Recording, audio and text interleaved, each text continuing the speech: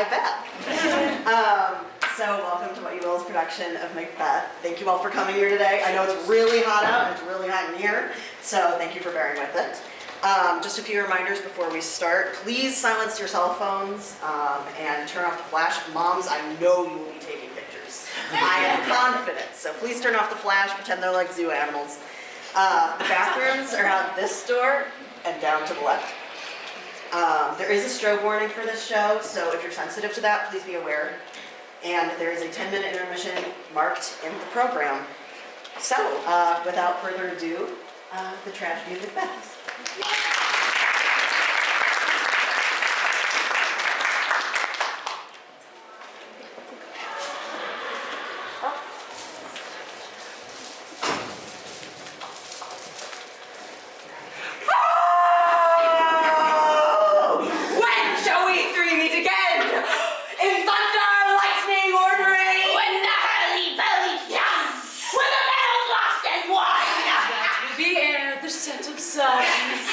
We're the place! Upon Duckies! There to meet with Macbeth.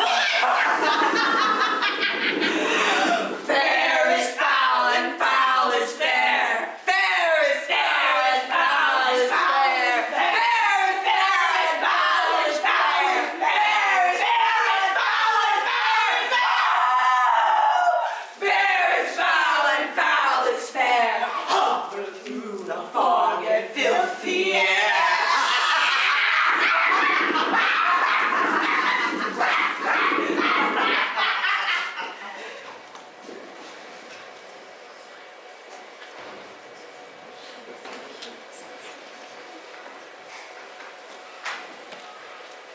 What bloody man is that? He can report, as seemeth by his plot, of the revolt and new estate. This is the sergeant who, like a good and hearty soldier, kept me from captivity. Hail, pray friend, and say to the king the knowledge of the broil is thou didst leave it. Oh, doubtful it stood, as two spent swimmers that do cling together and choke their art. But all's too weak for brave Macbeth. Well, he deserves that name. Disdaining fortune, with brandished steel, like valor's minion, carved out his passage till he faced the slave, which ne'er shook hands nor bade farewell to him, till he unseamed him from the nave to the chaps, and fixed his head upon our battlements. Ah, valiant cousin, worthy gentleman. Oh, Mark, King of Scotland, Mark. No sooner justice had with valor armed, compelled these skipping kerns to trust their heels, but the Norwegian lord, surveying vantage, with furbished arms and new supplies of men, began a fresh assault. Dismayed this not our captains, Macbeth and Banquo? If I say sooth, I must report they were as cannons, overcharged with double cracks, so they doubly rebounded strokes upon the foe. But I am faint, my gaseous cry for help. So well thy words become thee, as thy wounds. They smack about our both. Go.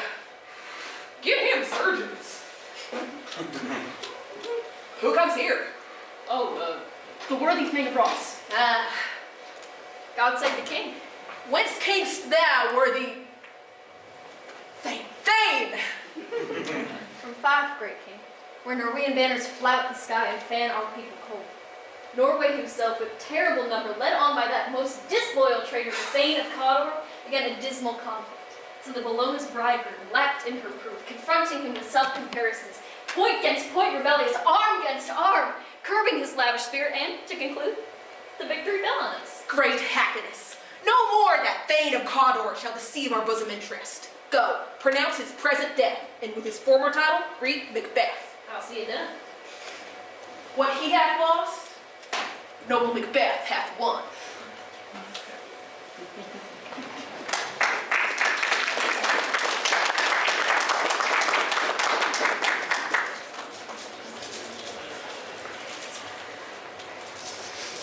Where hast thou been, sister? Killing sword. Sister, where thou? A sailor's wife had chestnuts in her lap. And munched and munched and munched. Give it, quoth thou. Right thee, which the woman cries.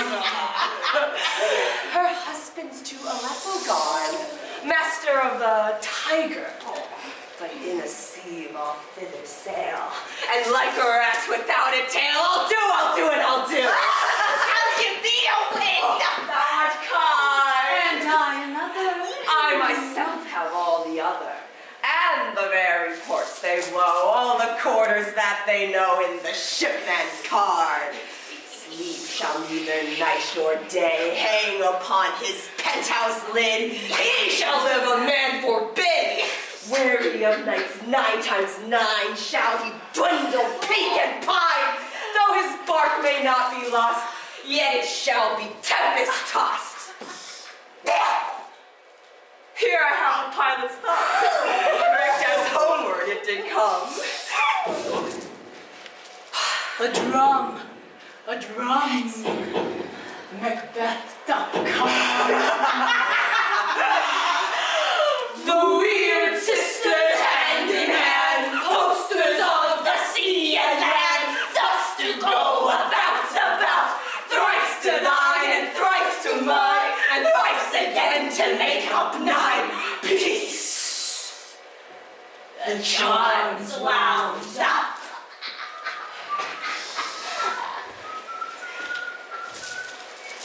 So foul and fair a day I have not seen. How far is it called to Falls? What are these? Weird and wild in their attire that looks not like the inhabitants of the earth that are on it. Live you? Or are you aught that man may question? Speak, if you can. What are you? All hail Macbeth! Hail to thee, Thane of Glon! All hail Macbeth! Hail to thee, Thane of Cawdor! All hail Macbeth! Thou shalt be king hereafter. Good sir, why do you start and seem to fear things that do sound so fair? Are ye fantastical, or that which outwardly you show? My noble partner you greet with present grace and noble prediction of great having and royal hope. To me you speak not. If you can look into the seeds of time and say which grain will grow and which will not, speak to me then, who neither beg nor fear your favors nor your hate. Hail! Hail! Lesser than Macbeth, and greater, not so happy, yet much happier. Thou shalt get kings, though thou be none. So all hail Macbeth and Banquo! Stay, you imperfect speakers, tell me more. By my father's death, I know I'm Thane of Glon. But how of Cawdor? The Thane of Cawdor lives, a prosperous gentleman. And to be king stands not within the prospect of belief, no more than to be Cawdor. Say from whence you owe this strange intelligence. Why, upon this glancing eve, you stop our way with such prophetic proof. Speak, I charge you!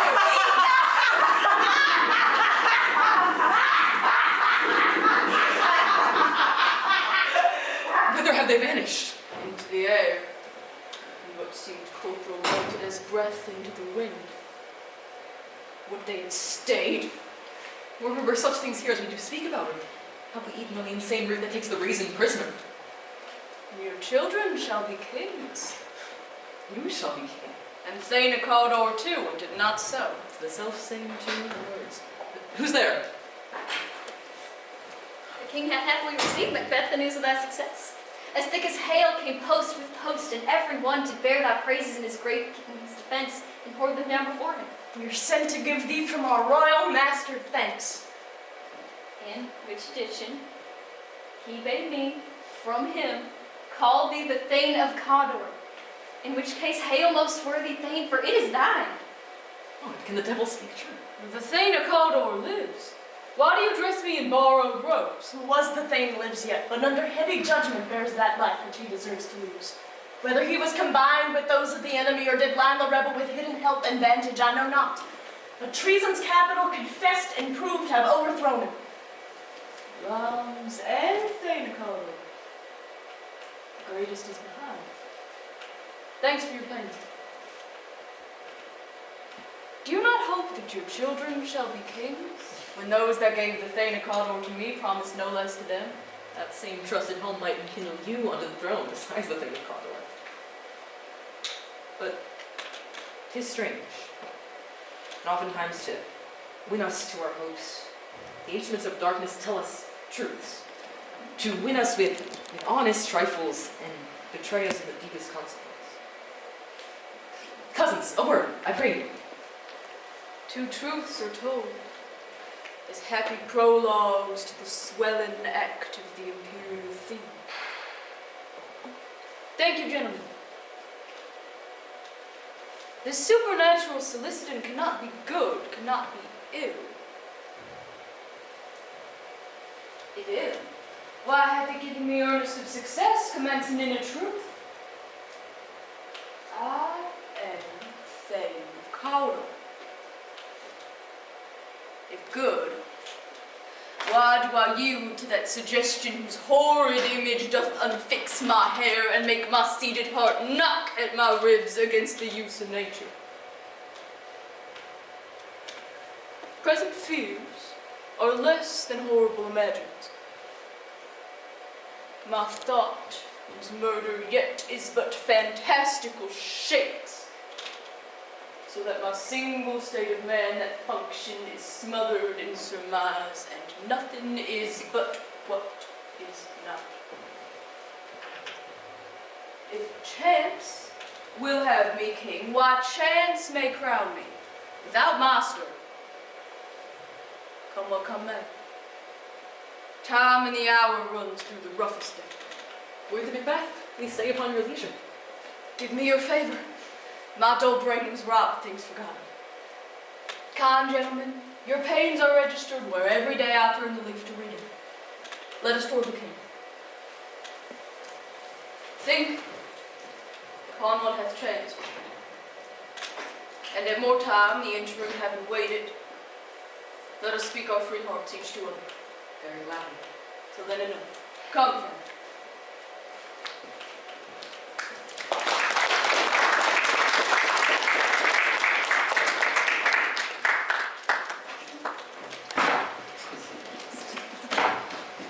Is execution done on Cawdor? I've spoke with one who saw him die, who did report that very frankly he confessed his treasons, implored your highness's pardon, and set forth a deep repentance. Nothing in his life became him like believing it. He died as one that had been studied in his death to throw away the dearest thing he owned for a careless trifle. Worthiest cousin. The sin of my ingratitude even now is heavy on me. Thou art so far before thy swiftest wing of recompense is slow to overtake thee. More is thy due than more than all can pay. The service and the loyalty I owe in doing it pays itself.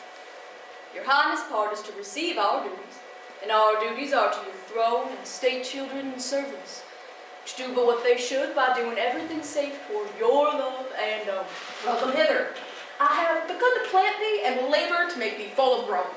Noble Banquo, that hast no less deserved, nor must be known no less to have done so. Let me enfold thee and hold thee to my heart. There if I grow the hardest as your own. Sons, kinsmen, thanes, and you whose places are the nearest, know we will establish our estate upon our eldest, Malcolm, who we name hereafter the Prince of Kampwerth. Which honor must not unaccompanied vest him only, but signs of nobleness, like stars, shall shine in all deserters. From hence to Inverness, and bind us further to you. I'll be myself the harbinger and make joyful the hearing of my wife with your approach. Our worthy Kampwerth. The Prince of Cumberland. That is a step on which I must fall down, or else o'erleap, for in my way it lies. Stars, hide your fires, let not light see my black and deep desires. The eye wink at the hand, let that be. That which the eye fears when it is done to see.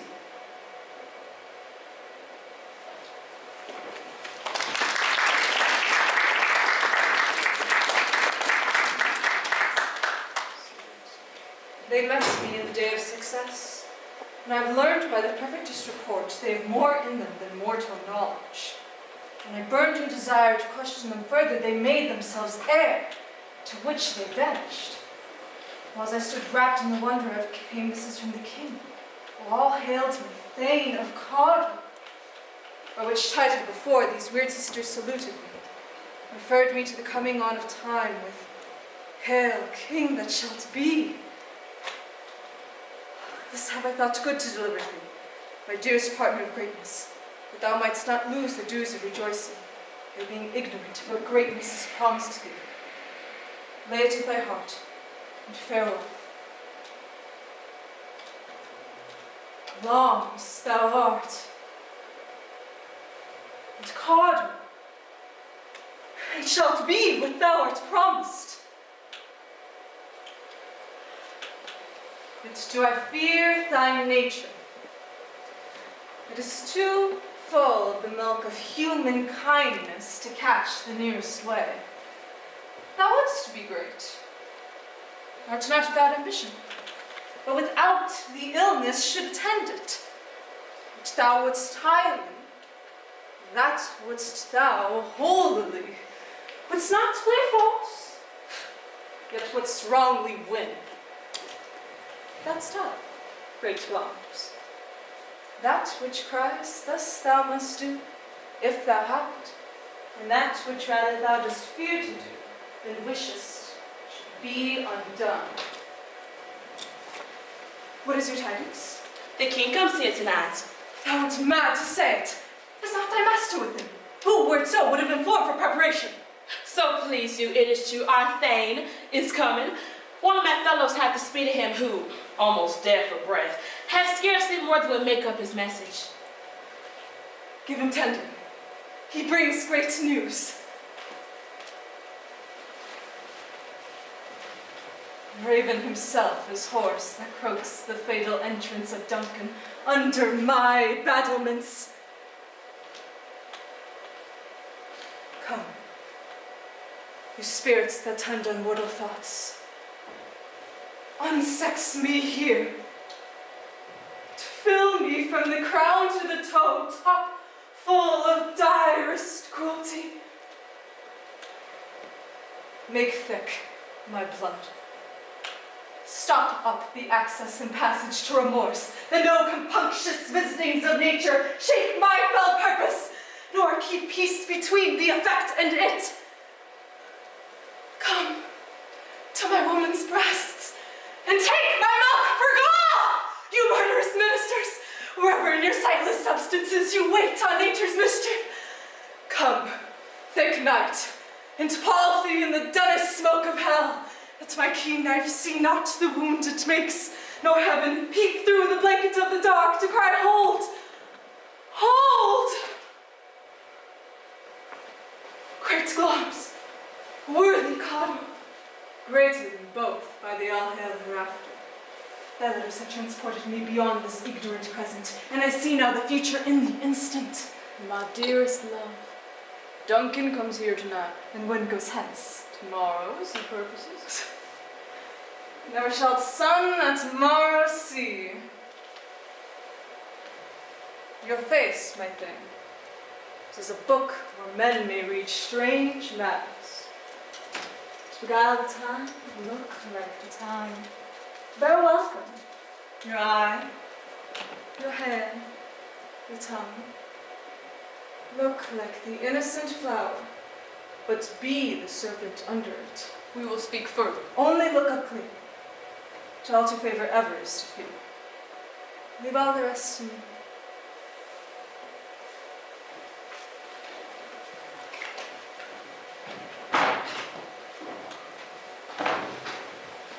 This castle hath a pleasant sea. The air really and sweetly recommends itself unto our gentle senses. Ah, see your honored hostess. How you shall bid God shield us for your pains and thank us for your troubles. All our service, and every point twice done and then done double, were poor and single visits to contend against those honors deep and broad wherewith your honor loads our estate. For those of old, and the late dignities heaped up to them, we rest your hermits. Where's the Thane of Cawdor? We coursed him at the heels and had a purpose to be his purveyor, but he rides well, and his great love, sharp as a spur, hath holden to his home before us. Fair and noble hostess, we are your guest tonight. Your servants, ever. Give me your hand. Conduct me to mine host. We love him highly and shall continue our graces towards him. By your leave, hostess.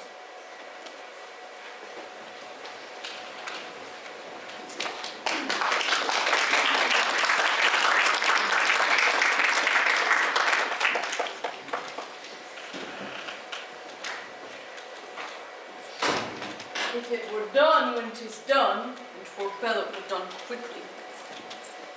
If the assassination could trammel up the consequence and catch with his surcease success, that but this blow might be the be-all and the end-all here. But here, upon this bank and shoal of time, we jump the life to come.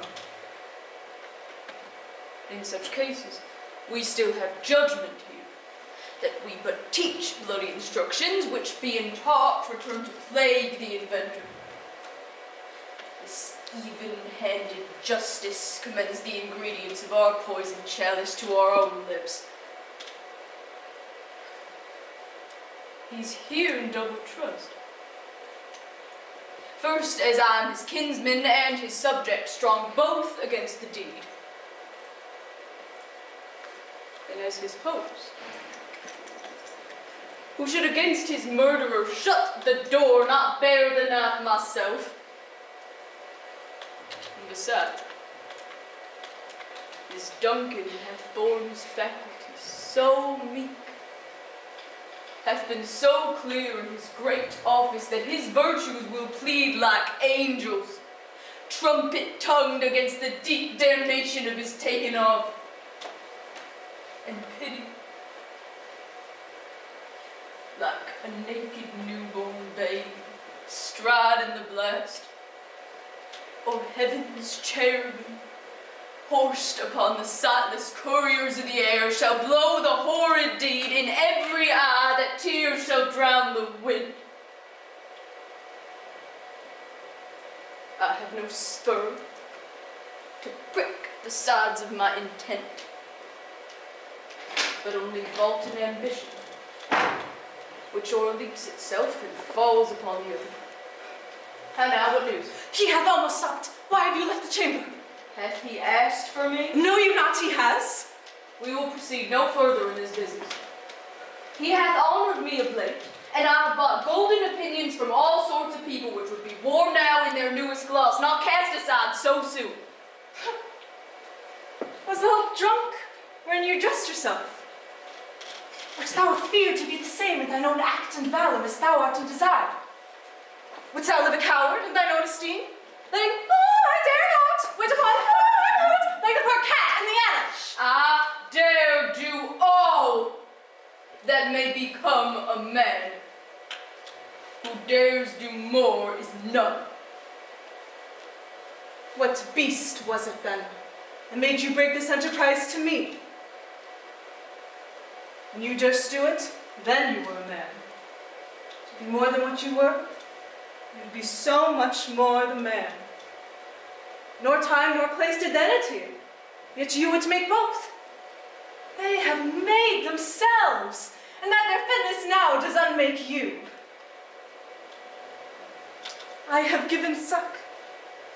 Know how tender 'tis to love the babe that milks me. I would, while it was smiling in my face, have plucked my nipple from its boneless gums and dashed the brains out, had I so sworn as you had done to this. If we should fail, We fail. Screw your courage to the sticking place, and will not fail. Once Duncan is asleep, or to the rather shall his day's hard journey soundly invite him. His two chamberlains will I, with wine and wassail, so convince that memory, warder of the brain, shall be a few, and the receipt of reason a limbeck only. When in swinish sleep their gentle natures lie as in a death, what cannot you and I perform upon the unguarded Duncan? What's not put upon his spongy officers shall bear the guilt of our great quell. Bring forth men, children only, for thy undaunted mettle should compose nothing but males. Will it not be received When we have marked with blood those sleepy two of his own chamber and used their very daggers that they have done it, Who dares receive it?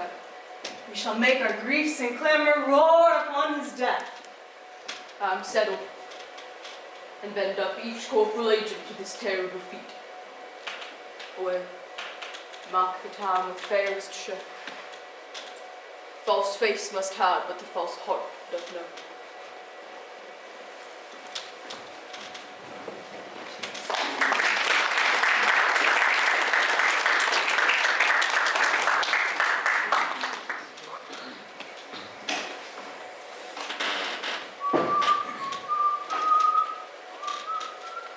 How goes the night, boy? The moon is down. I have not heard the clock. And she goes down at 12. I take it 'tis later, sir. Hold, take my sword. There's husbandry in heaven. Where candles are all out. Take me that too. And heavy summons. Eyes like lead upon me. And yet I would not sleep. Merciful powers restrain me, and the cursed thoughts that nature gives way to in repose. Give me my sword, who's there? a friend. What, sir? Not yet a bed? The king's at rest. He hath been an unusual pleasure, and hath sent forth great largesse to your offices. All's well. I dreamt of the three weird sisters last night. To you they have shed some truth. I think none of them. Yet, when it could entreat now to serve, we would spend in some words upon that business, if you would grant the time. At your kindest pleasure. If you shall cleave to my consent when 'tis, it shall make honor for you. So long as I keep my allegiance clear, I will be counseled. But repose the while. Thanks, sir. Delight to you. Go bid thy mistress, when my drink is ready, she strike upon the bell. Get you to bed.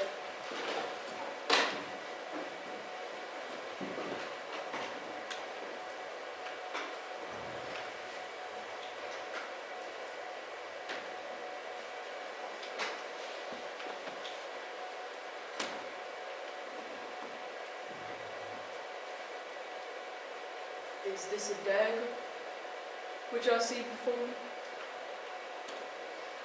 The handle toward my head. Come, let me clutch thee.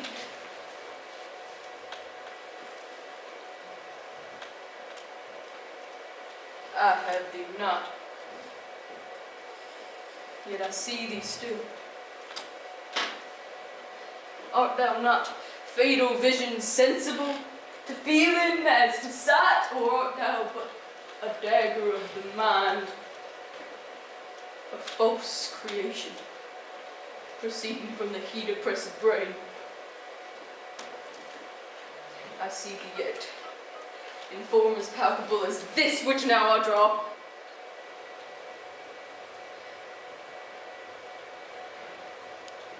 Thou marshalst me the way that I was going, and such an instrument I was to use. Mine eyes are making fools of the other senses, or else wilt all the rest. I see thee still, and on thy blade a dozen gouts of blood, which was not so before.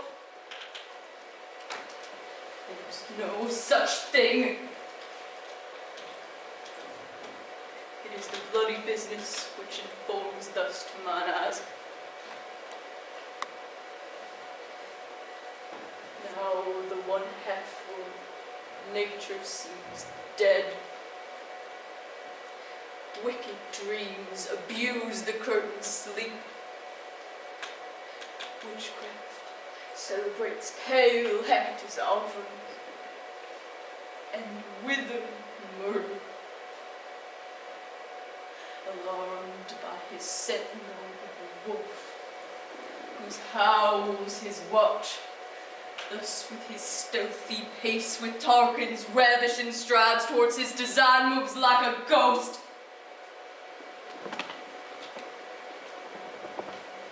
Thou sure and firm said earth, hear not my steps. which way they walk. For fear thy very stones pricked of my whereabouts, and take the present horror from the time which now suits with it.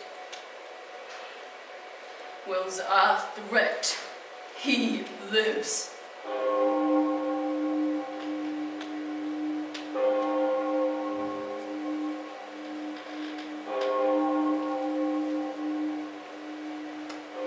I go, and it is done. The bell invites me. Hear it not, Duncan, for it is a knell that summons thee to heaven or to hell.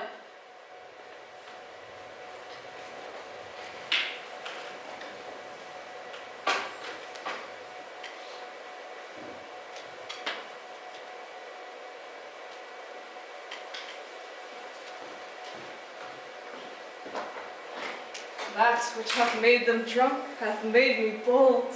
Hath quenched them, hath given me fire. Hark! Peace! Was the hour to shoot. The fatal bellman which gives the sternest good night. He is about it. Doors are open. Surfeit grooms do mock their charge with snores. I have drugged their posets, that death and nature do contend about them, whether they live or die. Who's there? Whoa! Alack! I'm afraid they have awaked and 'tis not done. The attempt and not the deed confounds us. I laid their daggers ready. He could not miss them. Had he not resembled my father as he slept, I had done it!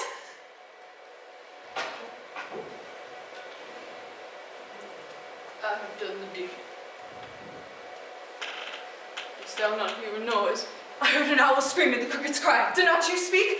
When? Now! As thou descended. I, Hark! Who lies in the second chamber? Donovan. This is a sorry sight. Foolish thought, to say a sorry sight. There's one did laugh in his sleep, and one cried murder that they did wake each other. I stood and heard. They did say their prayers and address them again to sleep. One cried, God bless us, and Amen, the other, as they had seen me with these hangman's hands. Lest in their fear, I could not say Amen when they did say God bless us. Consider it not so deeply. I had most need of blessing, and the Amen stuck in my throat.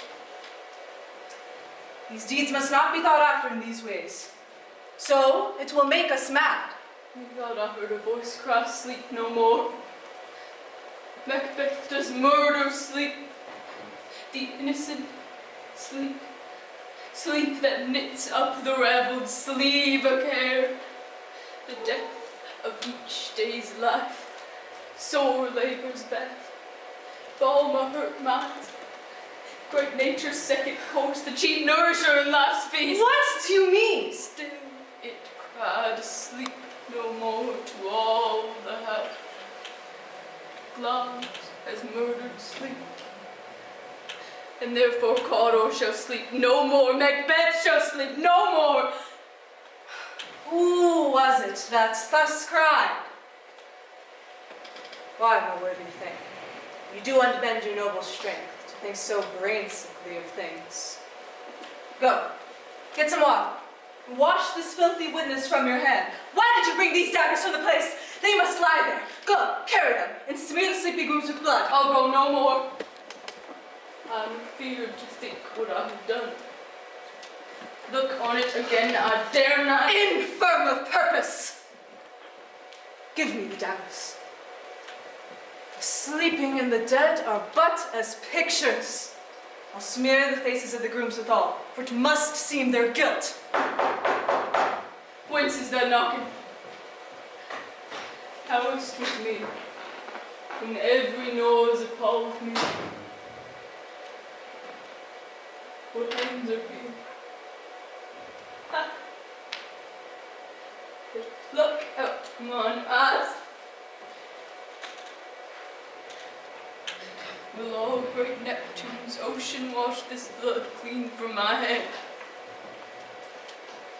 No. This my hand will rather the multitudinous seas in incarnadine, making the green one red. My hands are of your color, but a shame to our hearts so white. I hear a knocking at the south entry. Retire we to our chamber. A little water clears us of this deed. How easy is it then? Your constancy had left you unattended. Hark, more knocking. Get on your nightgown, lest occasion call us and show us to be watchers. Be not lost so poorly in your thoughts. To know my deed, 'twere best not to know myself. Wake Duncan with thy knocking! I would thou couldst.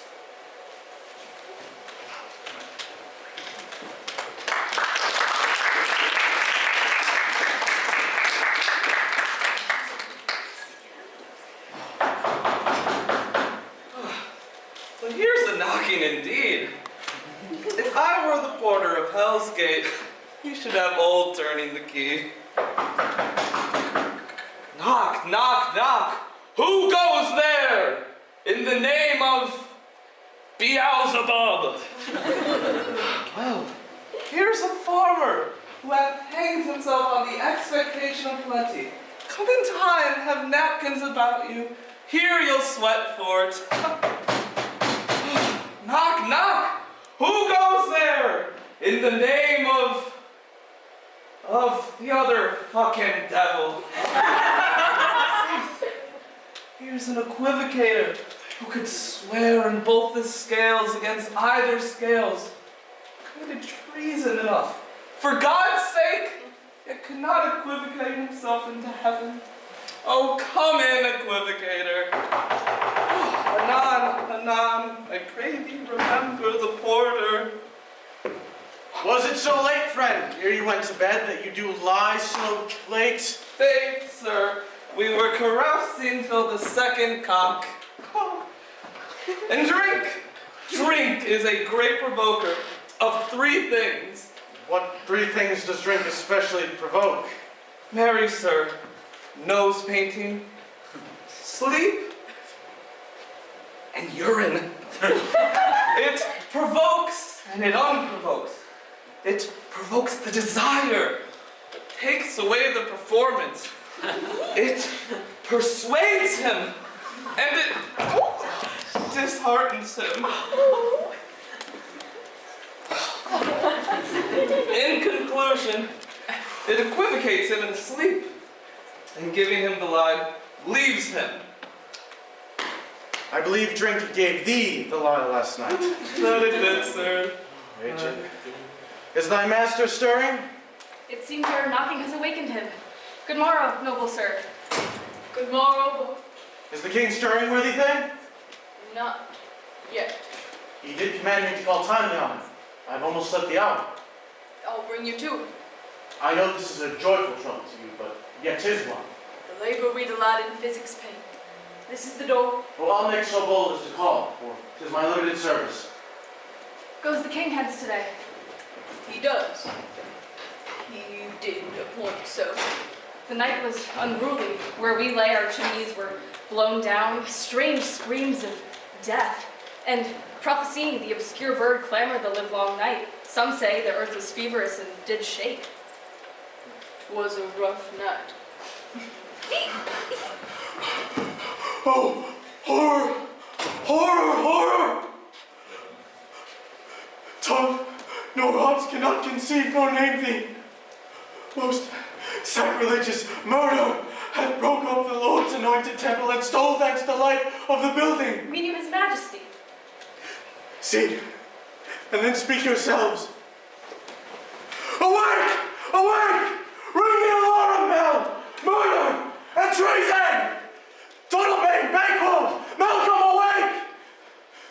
Shake off this down sleep, death's counterfeit, and look upon death itself.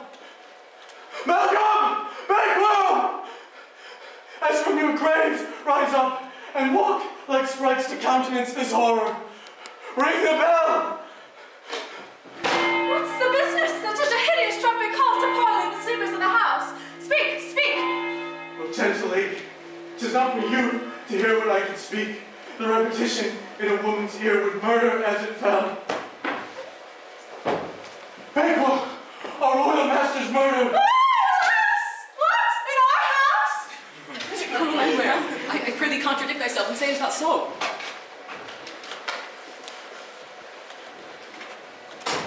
Had I but died an hour before this chance, I'd have lived a blessed time. For from this instant, there is nothing serious in mortality. All is but toys. Renown and grace is dead. What is amiss? You are, and do not know it. He spring, the head, the fountain of your blood is stopped. The very source of it is stopped. Our royal father's murdered. Oh. By whom? Those of this chamber, as it seemed to have done it, their hands and faces were badged with blood, as were their daggers, which, unwiped, we found upon their pillows. They stared and were distracted. No man's life should have been trusted with them. Yet I do repent me of my fury that I did kill them. Wherefore did you so? Who can be wise, amazed, temperate, and furious, loyal and neutral in a moment? No man. The expedition of my violent love outrun the pause of reason. Here lay Duncan, his silver skin laced with golden blood. His gashed stabs of like a breach in nature for ruin's wasteful entrance. And then, the murderers, steeped in the colors of their trade, daggers unmannerly breached with gore. Who could refrain? Who had a heart to love, and in that heart courage to make his love known? Look to the lady! May we hold our tongue that most may claim this argument for ours, It's away. Our tears are not yet brewed. nor our strong sorrow upon the foot of motion. Look to the lady.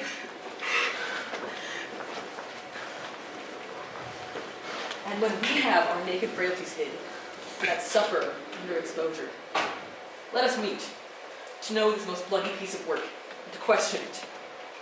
In the great hand of God I stand against the undivulged pretense of treasonous murder. And so do I. So all. Let us briefly put on manly readiness and meet in the hall together. Let's not consort with them. To show an unfelt sorrow is an office which the false man does easy. All to England. And to Ireland I. Our separated fortune shall keep us both the safer. This murderous shaft that's shot hath not yet lighted, and our safest way is to avoid the aim. Therefore to horse.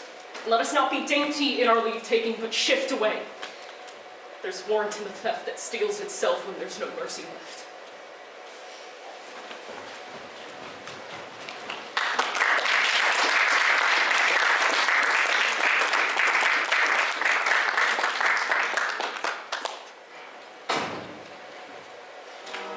Threescore and 10, I can remember well, within the volume of which time I have seen hours dreadful and things strange.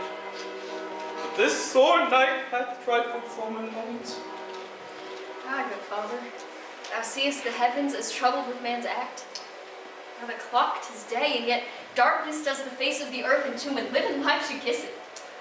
'Tis unnatural, even like the deed that's done. See, on Tuesday last, a falcon, towering in her pride of place, was by a mousing owl hawked at and killed. And Duncan's horses broke open their stalls, flung out, contending against obedience, as with to make a war with mankind. 'Tis said they ate each other. They did so, to the amazement of mine eyes that looked on. Here comes the good Macbeth. How goes the world, sir, now? Why, see you not? It's known yet who did this more than bloody deed? Those that Macbeth had slain. What good could they pretend? They were suborned. Malcolm and Donalbain, the king's 2 sons, are stolen away and fled. Put upon them the suspicion of the deed. Why, then the sovereignty must fall on Macbeth. He is already named and gone to Scone to be invested. Where lie Duncan's body? Carried to Colmkill, sacred storehouse of his predecessors and guardian of their bones. Were you just gone? No, cousin Alta Fife. Well, then I will visit. Well, you see things well done there. Adieu, lest our old robes sit easier than our new. Farewell. God's benison go with you, and those who would make good of bad and friends of foes.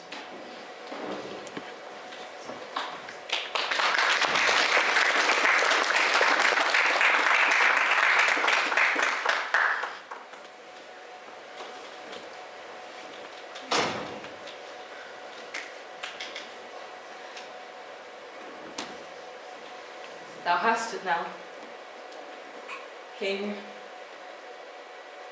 Cawdor, Glamis, all as the weird men promised, and I fear thou hast played most foully for it. Yet, it should not stand in my posterity, it is said. Not that I myself should be the root and father of many kings. Why, if there come truth from them as upon thee, Macbeth, their speeches shine by the verities on thee made good. May they yet be my oracles, set me up in but hush no more. Here's our chief guest. He had been forgotten, and been as a gap in your grand feast, and all thing unbecoming. Tonight we hold a solemn supper, sir, and I'll request your presence. Let your highness command upon me, to which my duties are with a most indissoluble tie forever knit. Ride you this afternoon. Aye, my good lord. We should have most desired your good advice in this day's council, but we'll take tomorrow. Is it far you ride? As far, my lord, as 'twill fill up the time twixt this and supper. Go not my horse the better, I must become a borrower of the night for a dark hour or twain. Fail not our feast. My lord, I will not. We hear bloody cousins are bestowed in England and in Ireland, not confessing their cruel patricide, fill their ears with strange invention. But of it tomorrow. How you to your horse? Adieu till you return at night. Goes Fleance with you. Aye, my good lord. Our time does call upon us. Now that your horse is swift and sure of foot, and so I do commend you to their backs. Farewell. Let every man be master of his town till 7 at night. To make society the sweeter welcome, we will keep ourselves till supper time alone. Well then, God be with you. Surratt, word with you. Attend those men our pleasure. They are, my lord, outside the palace gate. Bring them before us.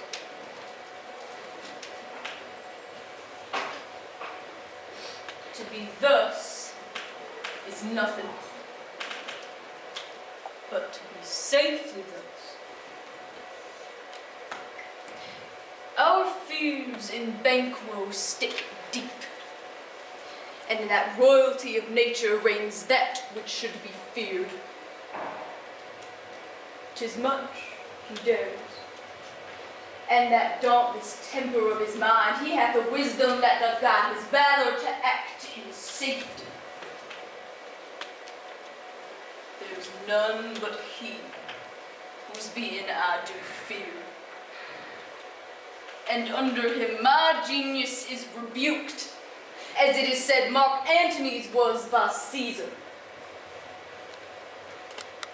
He chid the sisters when first they did put the name of king upon me, and bade them speak to him. Then, prophet-like, they hailed him father to a line of kings. Upon my head they have placed a fruitless crown, and put a barren scepter in my grip, thence to be wrenched with an unlineal hand, no son of mine succeeded. if it be so. For Banquo's issue have I fouled my mind. For them, the gracious Duncan, have I murdered. Put rancors in the vessel of my peace only for them, and mine eternal Jew given to the common enemy of man to make them kings. The seeds of Banquo kings. Rather than so, come fate into the list and champion me to the utterance. Who's there? Was it not yesterday we spoke together? It was, so please your highness. Have you considered of my speeches?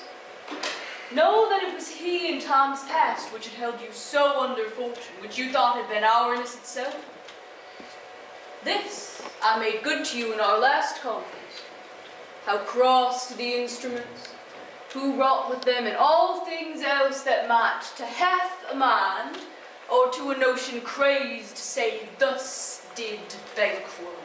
Made this known to us, I did so, and went further, which is now our point of second meeting. Do you find patience so predominant in your nature that you can let this go? Are you so gospeled to pray for this good man and for his issue, whose heavy hand hath bowed you to the grave and beggared yours forever? We are men, my liege. Ah, in the catalogue you go for men. As hounds and greyhounds, mongrels, spaniels, curs, shuns, water rugs, and demi-wolves are clept all by the name of dogs.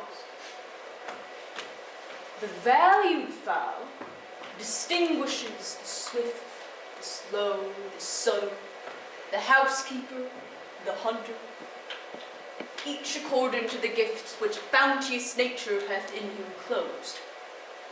And so, men.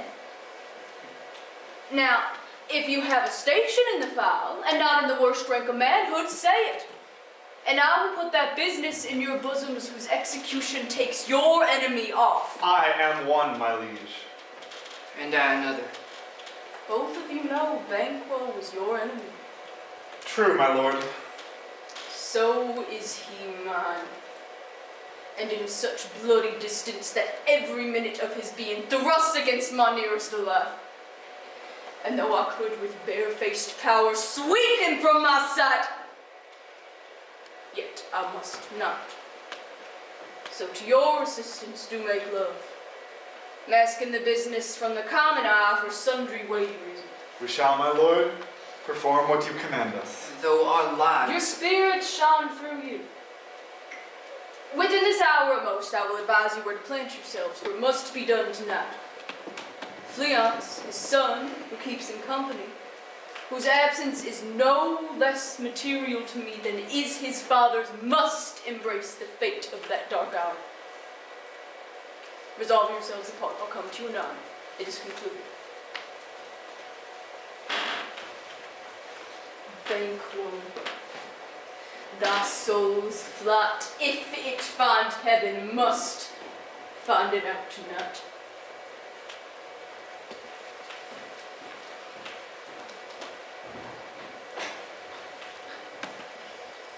Was Banquo gone from court?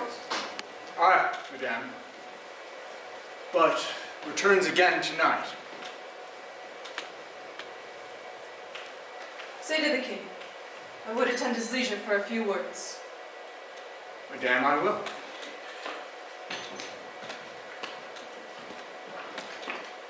Not had. All spent. Where our desire is got without content. 'Tis safer to be that which we destroy, than by destruction dwell in doubtful joy. How now, my lord? Why do you keep alone? Things without all remedy should be without regard. What's done is done. We have scotched the snake, not killed it. She'll close and be herself, whilst our poor Malice remains in danger of her former tooth. But let the frame of things disjoin. Both the worlds suffer, ere we will eat our meal in fear and sleep in the affliction of these terrible dreams that shake us nightly. Better be with the dead, whom we, to gain our peace, have sent to peace, than on the torture of the mind to lie in restless ecstasy. Duncan is in his grave. After life's fitful fever, he sleeps well. Treason has done his worst. Neither steel nor poison, malice, domestic, foreign levy, nothing can touch him further. Gentle, my lord. Sleek over your rugged looks. Be bright and jovial among your guests tonight. So shall I, love. And so I pray be you, that your remembrances apply to Banquo. Present him eminence both with eye and tongue. Unsafe the while, that we must lave our honors in these flattering streams, and make our faces visards to our hearts, disguising what they are. You must leave this. Of scorpions is my mind, dear one. Thou knowest that Banquo and his fiancé lives. But to end them, nature's copies not eat her. And there's comfort yet. They are assailable. Then be thou yoken. Ere the bat hath flown his cloistered flight, ere to black Hecate's summons there shall be done a deed of dreadful note. What's to be done? Be innocent of the knowledge, dearest, till thou applaud the deed.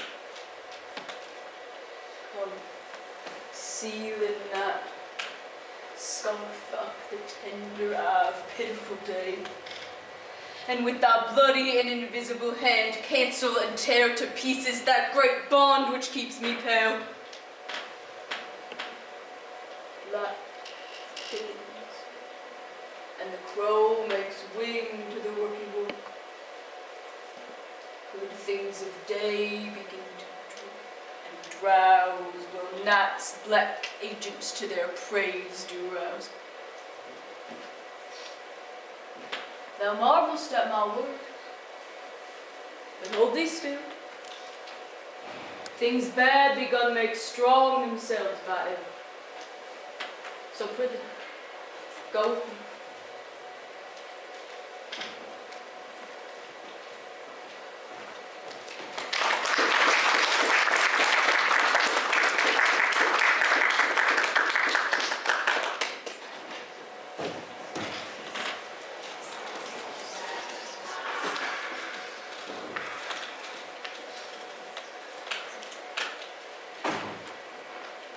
Bid thee join with us. Macbeth, he needs not our mistrust, since he delivers our offices and what we have to do to the direction just. Stand with us. Give us a light there, hold! A light, a light. 'Tis he. Stand to. What will be made tonight? Let it come down. Fly, good fiancé!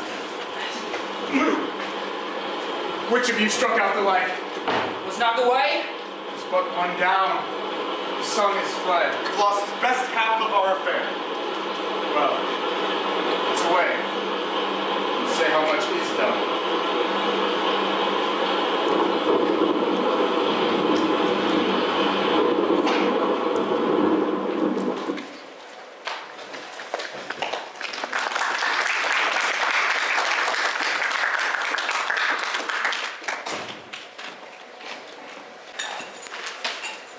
You know your own degrees.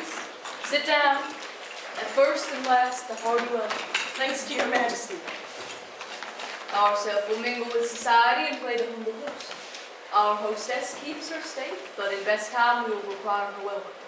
Pronounce it for me, sir, to all our friends. For my heart speaks, they are one. See, they encounter thee with their heart stands. Both sides are eager. Here I'll sit in the midst. Be large in mirth. And on we'll drink a measure of the table round.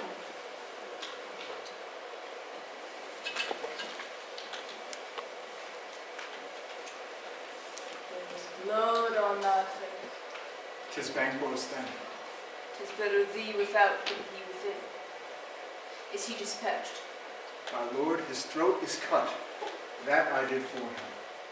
Thou art the best of the cutthroats. Yet he's good that did the like for Fleance.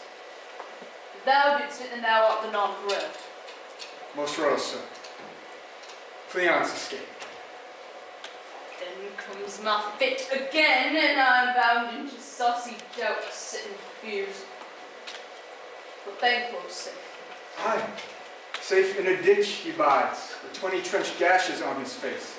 The least a death to nature. Thanks for that. There the grown serpent lies. The worm that's fled hath nature that in time will venom breed and no teeth for the present. Get thee gone. Our Lord, you're not to give the cheer. Sweet remembrance. Now, good digestion, weight on appetite, and health on both.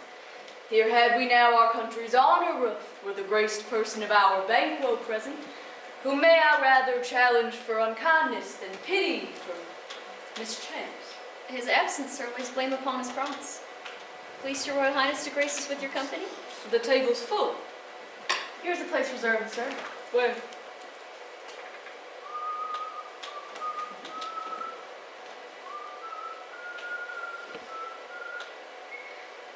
Which of you has done this? What, my good lord? Thou canst not say. Never shake thy gory locks at me! Gentlemen, rise. His Highness is not well. Sit, worthy friends. My lord is often thus, and hath been from his youth. Pray you, keep seat. But to momentary. On thought he will again be well. Are you a man? And a bold one, that dare look on that which might appall the devil. This is the very painting of your fear. This is the air-drawn dagger which you said led you to Duncan. These flaws and starts, impostors to true fear, so will become a woman's story at a winter's fire. Why do you make such faces, when else now you look but on a stool? Behold, look, lo! How say you? Well, what care I? If thou canst not speak to. If charnel houses and our graves must send those that we bury back, our monument shall be the maws of kites. What? Quite unmanned and folly! If I stand here, I saw him. The time has been that when the brains were out, the man would die, and there an end. Now they rise again, with 20 mortal murders on their crowns. It is more strange than such a murder is.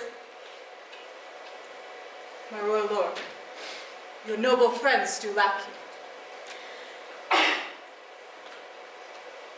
I do forget. Do not muse at me, my most worthy friends. I have a strange infirmity, which is nothing to those that know me. Come, love and health to all. Give me some wine. I drink to the general joy of the whole table, and to our dear friend Banquo, whom we miss. Would he were here. Avaunt! And quit my sight that the earth hide thee! The bones are marrowless, the blood is cold. Thou hast no speculation in those eyes which thou dost glare with. Think of this, good friends, but as a thing of custom. 'Tis no other, only it spoils the pleasure of the time. What man dare I dare? Hence! Horrible shadow, unreal mockery, hence! Why so? Being gone, I am a man again. Pray you sit still. You make me stray. When now I think you can behold such sights and keep the natural ruby of your cheeks when mine is blanched with fear. What sights, my lord? Pray you speak not.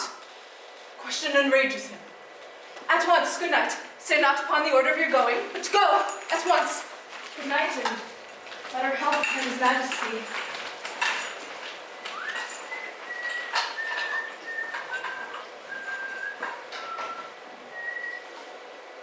It will have blood, they say. Blood will have blood. Stones have been known to move, and trees to speak. Augurs and understood relations have by maggot hives and shows. Rooks brought forth the secrets man of blood.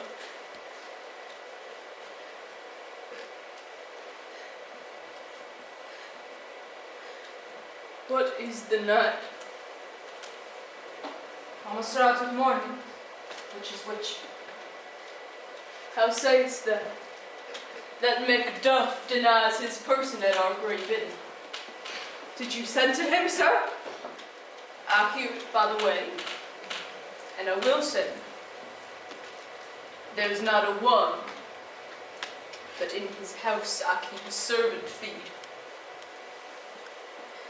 I will tomorrow to the Weird Sisters. More shall they speak, for now I am bent in to know by the worst means the worst. I'm in blood staked in so far that should I wade no more, returning were as tedious as gore. Strange things I have in heart that will to hand, which must be acted ere they may be scanned. You lack the season of all natures. Sleep. Come, we'll sleep. My strange and self-abuse is the initiate fear that once argues. We are yet but young, indeed.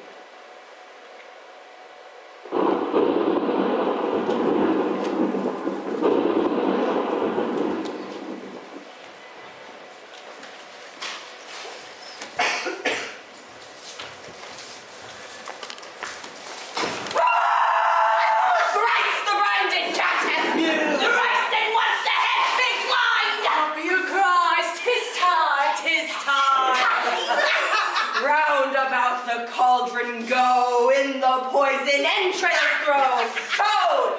That under cold stone, days and nights has 31 swattered venom, sleeping gut, boiled out first in the charred pot. Double, double, toil and trouble, fire burning, cauldron bubble, lay up any snake in the cauldron, boiled and baked. Eye of newt and toe of frog, wool of bat and tongue of dogs. Fork and bloodworm teeth, wizard flick and dowlet sweet.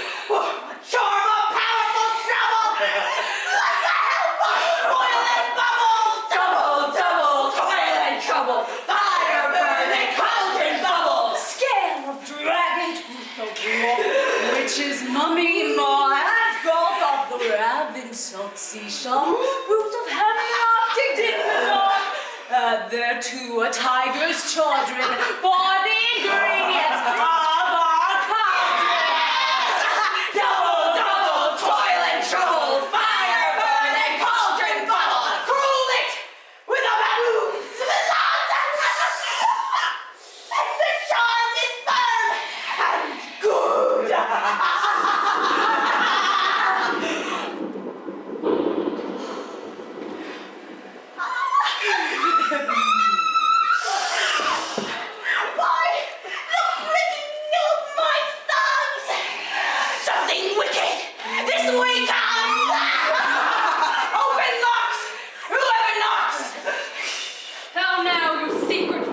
midnight hags, what is it you do? A deed without a name. I'll conjure you. By that which you profess, however you come to know it, answer me. So you untie the winds and let them fight against the churches, though the treasure of nature's germ and tumble all together, even till destruction sicken. Answer me to what I ask you. Speak as a man. We'll answer. Say, if you'd rather hear from our mouths or our masters. Call them. Let me see it. Come high or low, thyself and office deathly show. Tell me thou art not how. He knows thy thought, hear his speech, but say thou not. Macbeth! Macbeth! Macbeth! Beware Macduff! Beware the thane of fight! Suspicion! Enough! Thou hast talked my fear aright, but one word more. He will not be commanded. Here's another more potent than the first.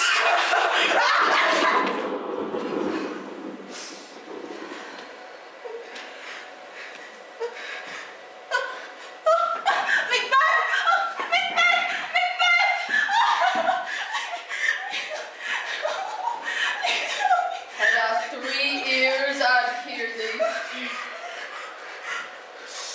Be bloody, bold, and resolute. Laugh to scorn the power of man, but none of woman born shall harm Macbeth. Then live, Macduff. What need I fear of thee? Yet I'll make assurance double sure and take a bond of fate. Thou shalt not live, that I may tell pale-hearted fear it lies and sleep in spite of thunder. What is this that rises like the issue of a king? Listen, but speak not to it. Macbeth shall never vanquish thee until great Burnham Wood to high Dunsinane Hill shall rise against him. That will never be. Oh, never. Who can impress the forest bid the tree unfix his earthbound home? A stupid person. Rebellious dead, rise never till the wood of Burnham rise. And our high-placed Macbeth shall live the least of nations. Yet my heart throbs to know one thing.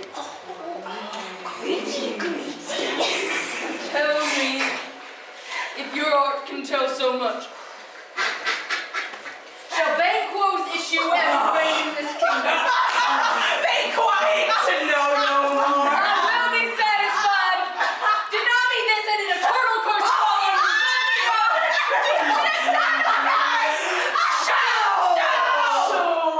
Show his eyes and grieve his heart.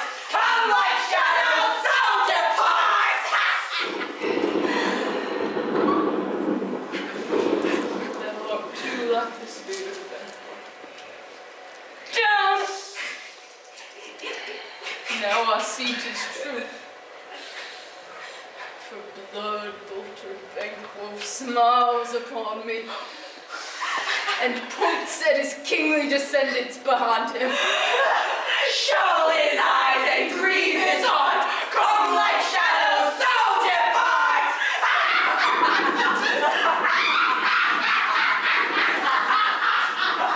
But is this so? Where are they? Gone? Let this pernicious hour stand I accursed in the calendar. What is your grace's will? Saw you the weird sisters. No, my lord. Came they not by you? No, indeed, my lord. Infected be the air whereon they ride. I did hear gallop in a force. Who was it came by? 'Tis 2 or 3, my lord. Macduff is fled to England. Fled to England. Aye, my good lord. Time thou anticipatest my dread exploits. From this moment the very firstlings of my heart shall be the firstlings of my hand. To crown my thoughts with acts, be it thought and done. the castle of Macbeth I will surprise. Seize upon Fife! Give to the edge of sword his wife, his babes, and all unfortunate souls that trace him in his line. No boasting like a fool. This deed I'll do before this purpose cool. But no more sight. Come, show me where they are.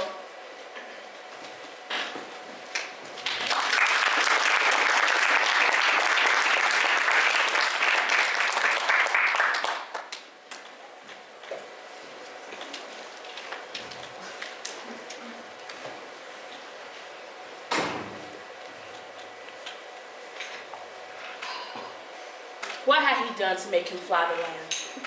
Pray you school yourself for your husband. What are you gonna say? He had patience? He had none. His flight was madness.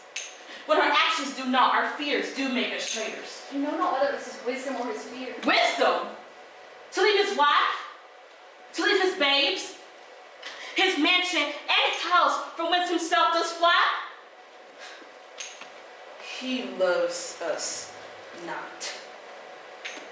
He wants a natural touch. For the poor wren, the most diminutive of birds, will fight her young ones in the hour against the nest. All is the fear, and nothing is the love. As little is the wisdom, where the flight so runs against all reason. I pray you school yourself but for your husband. He is noble, wise, judicious, and best knows the fits of the season. I dare not speak much further, but cruel are the times when we are traitors and do not know ourselves. And we hold rumor from what we fear, but know not what we fear, and float upon the wild and violent sea each way you move. I take my leave of you. It shall not be long, but I'll be back again. Things at the worst will cease, or else climb upward to what they were before. My pretty cousin, blessing upon them. Father he is, and yet he's fatherless. I am so much a fool, should I stay longer? It would be my disgrace and your discomfort. I take my leave at once. God help thee, poor child. But what would thou do for a father? If he were dead, you'd weep for him. If you would not, it were a good sign that I should quickly have a new father.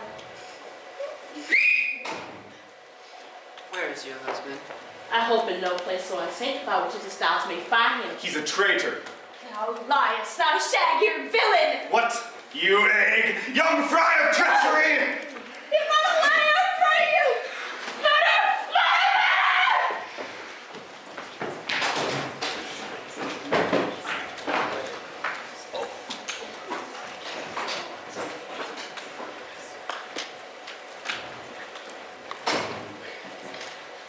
This tyrant whose sole name blisters our tongues was once thought honest. You have loved him well, he hath not touched you yet. I am not treacherous. But Macbeth is. A good and virtuous nature may recoil in an imperial charge. But I shall crave your pardon. That which you are, my thoughts cannot transpose. Angels are bright still, though the brightest fell. I've lost my hopes. Perchance even there where I did find my doubts. Why, in that rawness left you wife and child. Those precious motives, those strong knots of love without leave-taking? I would not be the villain thou thinkst, for the whole space that's in the tyrant's grasp. And the riches to boot. Be not offended. I speak not as in absolute fear of you. I think our country sinks beneath the yoke. It weeps, bleeds, and each new day a gash is added to her wounds. I think withal there would be hands uplifted in my right, and here from gracious England have I offer of goodly thousands. But for all that, when I shall tread upon that tyrant's head, wear it upon my sword, yet my poor country shall have more vices than it had before by him that shall succeed. What should he be? It is myself, in whom I know all the particulars of vice so grafted that when they shall be opened, vicious Macbeth will seem pure. Not in the legions of horrid hell can come a devil more damned in evils to top Macbeth. I grant him. Bloody, luxurious, avaricious, deceitful, false, sudden, smacking of every sin that has a name. But there is no bottom, none, to my voluptuousness. Your wives, your daughters, your matrons, and your maids could not fill the cistern of my desire. Better Macbeth than such a one to reign. But fear not yet to take upon you what is yours. Were I king, I should cut off the nobles for their lands, desire his jewels and this other's house, and my more-having would serve as a sauce to make me hunger more, that I should forge quarrels unjust against the good and loyal, destroying them for wealth.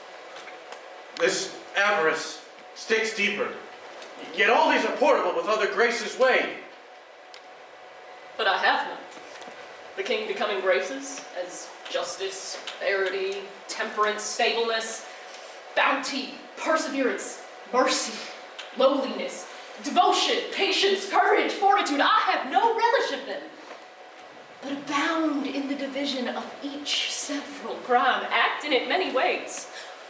Nay, had I power, I should pour the sweet milk of concord into hell, uproar the universal peace, confound all unity on earth.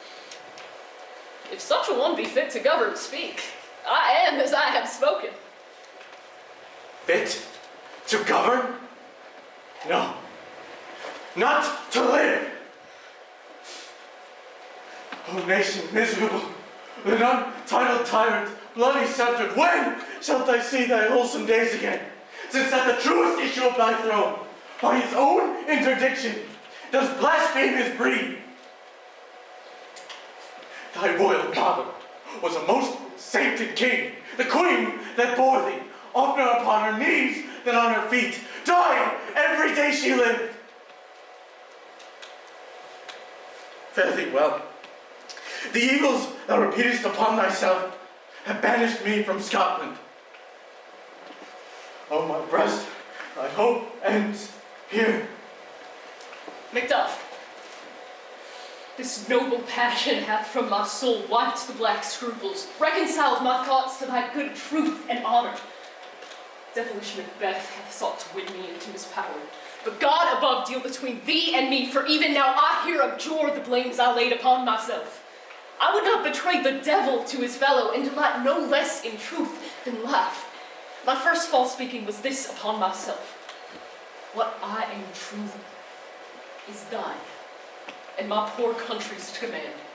Whither indeed, before thou here approach, 10,000 warlike men already at a point were sent forth. Now will together, and the chance of goodness be like our warranted quarrel. Such welcome and unwelcome things at once. 'Tis hard to reconcile. See who comes here. My ever-gentle cousin, welcome. Good God, the times remove the means to make us strangers. Sir, Amen. Stand Scotland where it did. Alas, poor country, it cannot be called our mother, but our grave, where violent sorrow seems a modern ecstasy. O relation too nice, and yet too true. What's the newest grief? That of an hour's age to kiss the speaker. Each minute seems a new one. How does my wife? Why, well, And all my children? well, two. The tyrant has not battered at their peace? No, they were well at peace when I did leave them. When I came hither to transport the tidings, which I have heavily borne, there ran a rumor of many worthy fellows that were out. I saw the tyrant's power afoot. Your eye in Scotland. We need your help to create soldiers to make our women fight to doff their dire distresses. Be it their comfort. We are coming thither, and with 10,000 men. Would I could answer this comfort with the like, but I have words that be howled in the desert river here and should not lash them. What concern then? The general cause? Or is it a fee grief due to some single breast? No mind what's honest, but in it shares some woe, though the main part pertains to you alone. If it be mine, keep it not from me. Quickly, let me have it. Not your ears despise not tongue forever for possessing them with the saddest sound that ever yet they heard. I guessed at it. Your castle is surprised. Your wife and babes savagely slaughtered, which were to add to the Corrigan's murdered dear, the death of you. Merciful heaven. What, man? Never pull your hand upon your brow. Give sorrow words. The grief that does not speak whispers the overfraught heart and bids it break. My children, too. Wife, children, servants, all that could be found. And I must be from thence. My wife, killed too. Be comforted. Let's make us medicines of our great revenge to cure this deadly grief. He has no children. All my pretty ones, did you say all? All my pretty chickens and their dam at one fell swoop. Dispute it like a man. I will do so, but I also must feel it as a man. Did heaven look on and would not take their part? Sinful Macduff, they were all struck for thee! Not for their own demerits, but for mine, fell slaughter on their souls. Heaven rest them now. Be this the whetstone of your sword. Convert grief to anger. Let not the heart enrage it. Oh, I can play the woman with mine eyes and braggart with my tongue. But gentle heavens, bring thou this fiend of Scotland and myself within my sword's length setting. And if he escape, heaven forgive him too. This tune goes manly. Come, go we to the king. Our power is ready, our lack is nothing but our leave. Macbeth is ripe for the taking. Receive what cheer you may. The night is long that never finds the day.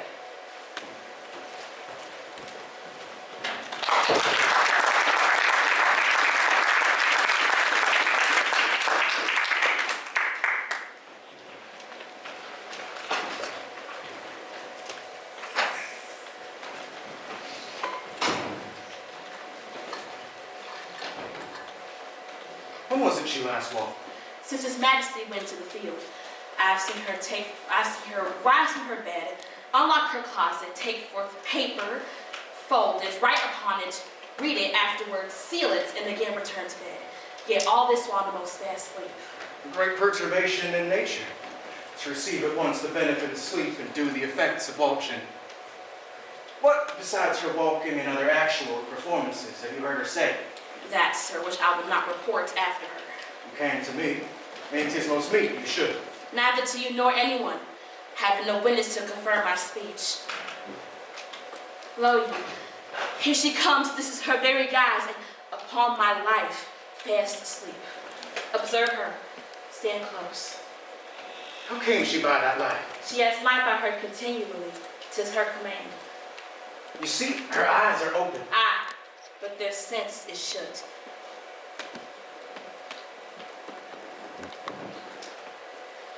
What is she doing now? Look, how she rubs her hands. It is an accustomed action with her, to seem thus washing her hands. I have known her continuing this a quarter of an hour.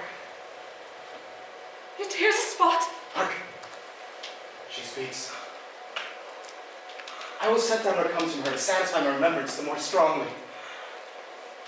Out! Damn spot! Out, I say! 1, 2. 1. 'Tis time to do it. Hells, murky! Fie, my lord, fie! A soldier! And a feared? What need we fear that who knows it, when none can call our power to account? You too would have thought, the old man, to have had so much blood in him. Do you mark that? The Thane of Fife had a wife. Where is she now? What? Will his hands never be clean? No more of that, my lord, no more of that. You mar all with the stark You have learned what you should not. She has spoken what she should not, I am sure of that. Heaven knows what she has known. There's the smell of the blood still. All the perfumes of Arabia will not sweeten this little hand. The heart is sorely charged. I will not touch a heart in my bosom for the dignity of the whole body. Wash your hands. Put on your neck. I tell you it again. Big wolves burned! They cannot come out on his grave. I hear knocking at the gate. Come. Give me your hand. What's done cannot be undone. To bed. To bed. To bed! Where will she go now? To bed? Directly. Foul whisperings are abroad. Unnatural deeds do breed unnatural troubles. Infected minds to their death pillows do discharge their secrets. More needs she, the divine, than the physician. God help us all. Look after her. Remove from her the means of all annoyance and keep still eyes upon her. So good night. My mind, she is mated and amazed. My sight, I think, but dare not speak. Good night, good doctor.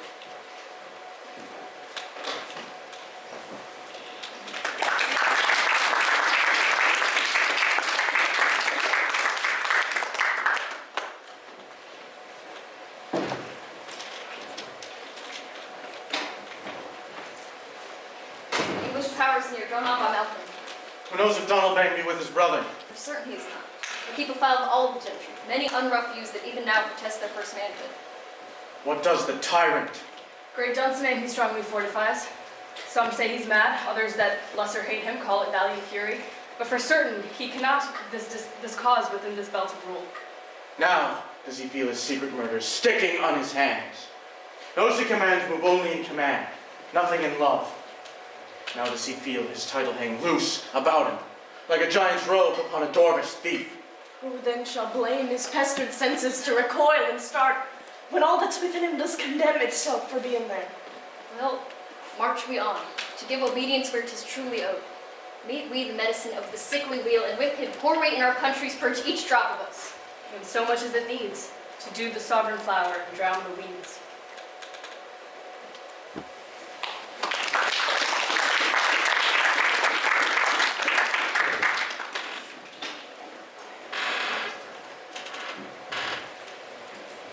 Bring me no more reports, let them fly all. Till Burnham would remove to Dunsinane, I cannot taint with fear. What's the boy? Malcolm. Was he not born of woman? The spirits that know all mortal consequences have pronounced me thus. Fear not, Macbeth, for no man that's born of woman shall e'er have power upon thee. Then fly, false thanes, and mingle with the English epicures. The mind I sway by and the heart I bear shall never sag with doubt nor shake with fear. Where gotst thou that goose look? There's 10,000 Geese! Then! soldiers, sir. Go prick thy face and overred thy fear, thou lily-livered boy! What soldiers? The English force, so please you. Take thy face hence. Satan! I am sick at heart when I behold. Satan, I said! This push will cheer me ere or deceit me now. I have lived long enough.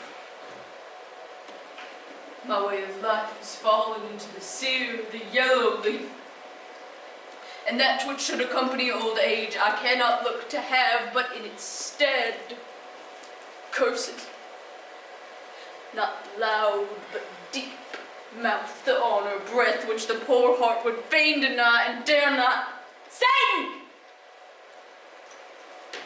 What is your gracious pleasure? What news more? All is confirmed, my lord, as was reported. I'll fight till from my bones my flesh be hacked. Give Sir. me my armor. 'Tis not yet needed. I'll put it on. Hang those that talk of fear! Give me my armor. How does your patient, doctor? Not so sick, my lord. She is troubled with thick-coming fancies that keep her from rest. Cure her of that. Canst thou not minister to a mind diseased? Pluck from the memory a rooted sorrow? Raise out the written troubles of the brain, and with some sweet, oblivious antidote to cleanse the stuffed bosom of that perilous stuff which weighs upon the heart. Therein the patient must minister himself. Throw physic to the dogs. I'll none of it. Come, put mine armor on. Give me my staff, Satan send out. Doctor, the things fly from me. Come, sir, dispatch. If thou couldst, doctor, cast the waters of my land, find her disease, and purge it to a sound and pristine health, I would applaud thee to the very echo that should applaud again. Pull it off, I say! What rhubarb, senna, or what purgative drug would sour these English heads? I will not be afraid of death and bane till Burnham Forest come to Dunsinane.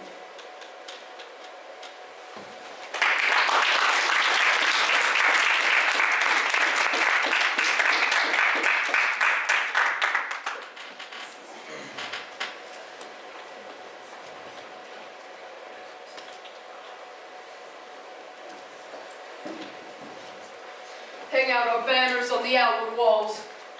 The cries still they come. Our castle's strength will laugh a siege to scorn. Here let them lie, till famine and the hour eat them up. What is that noise? 'Tis the cry of women, sir. I have almost forgot the taste of fear.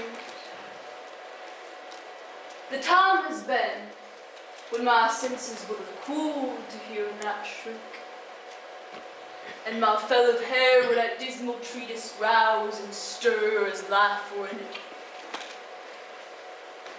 I have supped full with horror, direness familiar to my slaughterous thoughts cannot once start me. Wherefore was that cry? Your queen, my lord, is dead. She should have died hereafter. There would have been a time for such a word. Tomorrow. And tomorrow. And tomorrow creeps in this petty pace. From day to the last syllable of recorded time, and all our yesterdays have lighted fools the way to dusty death.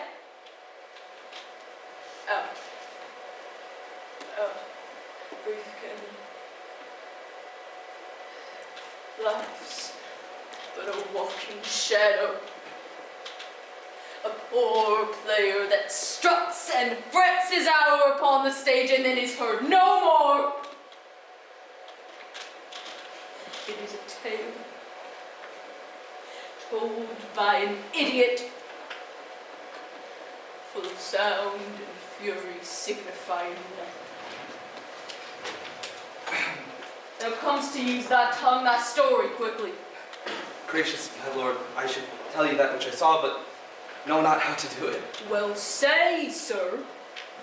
Well, I was upon the hill, and I looked towards Burnham, and anon, methought the woods began to move. Liar! Let me endure your wrath, if it be not so. Within 3 miles, you will see it coming. I say, moving grove.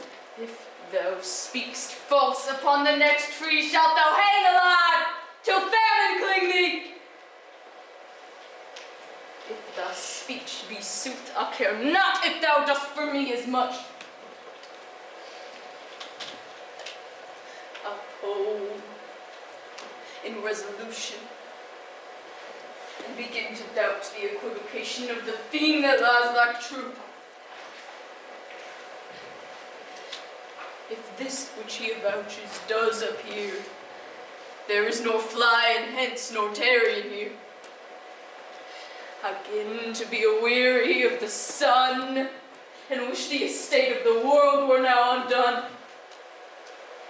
Ring the alarm bell! Blow wind! Come wreck! At least we'll die with harness on our back.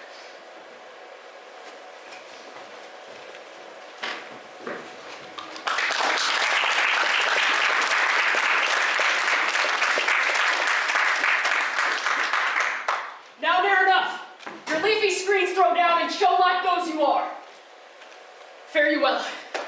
Do we but find the tyrant's power tonight, let us be beaten if we cannot fight. Let all our trumpets speak. Give them breath. Those clamorous harbingers of blood and death.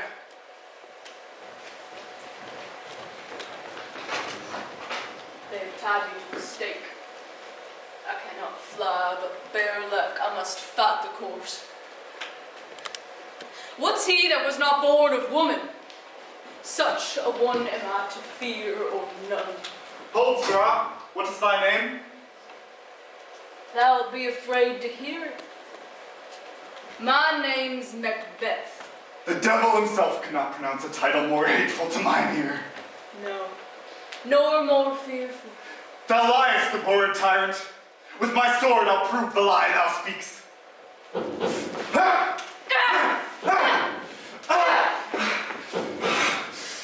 Thou wast born of woman, but swords I smile at, weapons laugh to scorn, brandished by a man that's of a woman born.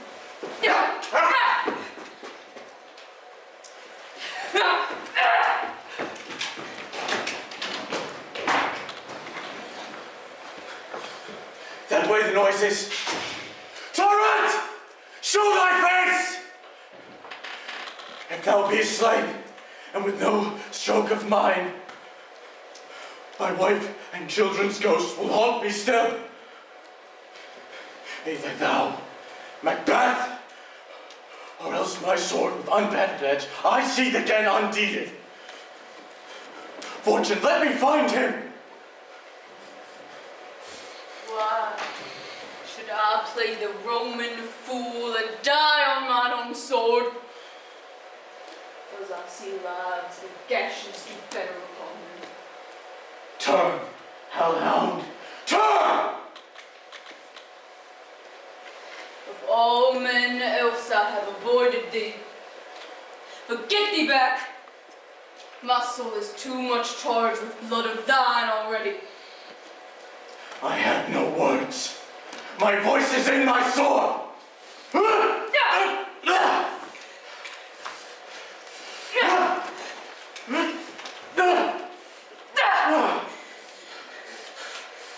Thou losest labor. I bear a charmed life, which must not yield to one of woman born. To spare thy charm, and let the angel thou still hast served tell thee Macduff was from his mother's womb entirely rich! Accursed be the tongue that tells me so, for it hath cowed my better part of man. I will not fight with thee. Then yield thee, coward, and live to be the show of the time. We'll have thee, as our rarer monsters are painted on a pole, and under it, here may you see the tyrant. I will not yield to kiss the ground before young Malcolm's feet. Though Burnham wood be come to Dunsinane, and thou opposed being of no woman born, yet I will try the last. Lay on, Macduff, and damn be him that first cries, "Hold, enough!"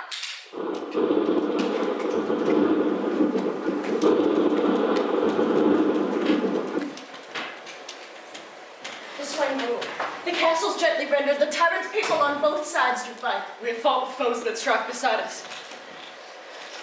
Enter, sir, the castle. I would the friends we miss were safer left. Some must go off, and yet, by these I see so degraded as this is cheaply bought.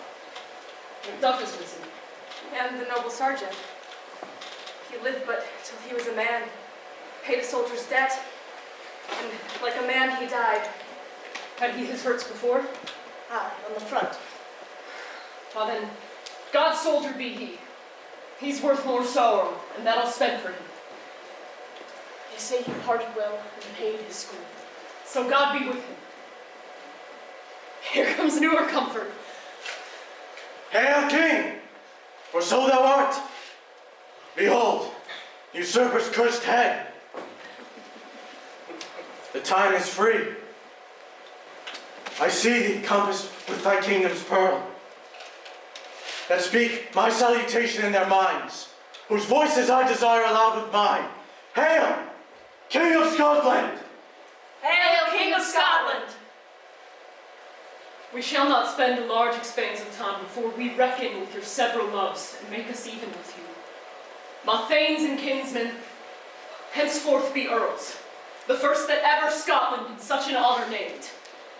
What's more to do, which would be newly planted with the time, is calling home our exiled friends abroad that fled the snares of watchful tyranny, producing forth the cruel ministers of this dead butcher and his fiend-like queen, who as 'tis thought by self and violent hands took off her life.